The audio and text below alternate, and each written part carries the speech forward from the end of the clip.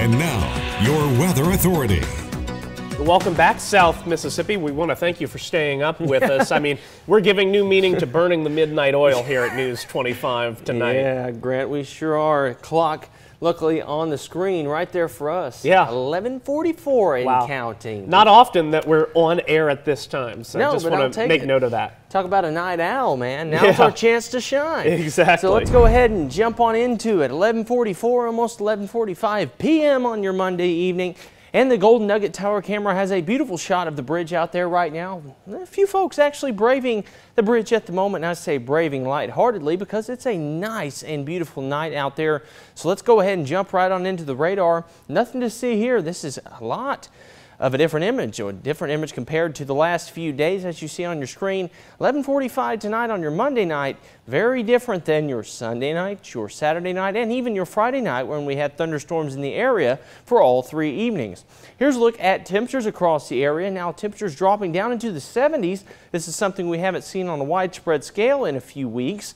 And even some areas holding on to the lower 80s. However, the difference in these temperatures in the last week to week and a half, well, it's the feels like temperature. This is much nicer than we've seen over the past few weeks. Now this Bay St. Louis temperature sensor, there is a reason that it does read a little bit warm. We won't dive into the technicalities of that because once again it is 11:45 p.m. But just know that it is a little bit warmer in Bay St. Louis, that actual temperature there and the feels like temperature, but maybe not feeling like 92, probably closer to what you're seeing on your screen right now, but probably a little bit warmer as well. Nevertheless, it does feel a little bit better out the door comparative to yesterday. It's important to remember that these temperatures are relative, and so it's relatively cooler out there. Speaking of cooler, this big shade over the northeast, this is relatively cooler air and temperatures that will be back down below average.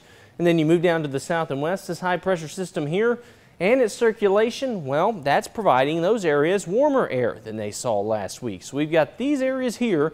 It's because of this trough digging down, almost like you take a shovel and dig out a hole here. This trough, these folks are going to be seeing cooler air. This area here, this air is warmer. But the circulation around the high, what you'll see is it provides that moisture to areas to the north of that high. And so areas around Denver and all the way up towards Montana, Idaho, Utah, this whole region going to be seeing moisture. Strong to severe storms possible tonight across Montana, Idaho, and some storms even to Boise as well as that moisture lingers and into tomorrow. You're probably wondering, well, Trey, upper level system, 11:45 at night, why in the world are you showing us what's going on in the Pacific Northwest?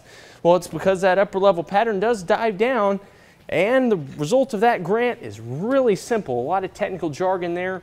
It's really simple for you tonight. We'll keep it simple. Sunshine and cooler temperatures over the next few days. Rainfall remains low. I like that. I like what I was seeing on that 7-day graphic, so we'll put it there. Fist bump for that. Well, hey, a reminder before we go to break, you've got 2 great opportunities to watch a primetime late night news covering stories from where you live each weeknight. Of course, WXXV News 25 at 9 on Fox, South Mississippi's only 9 o'clock newscast. Then afterwards, make the switch each weeknight to WXXV News 25 on NBC at 10 p.m.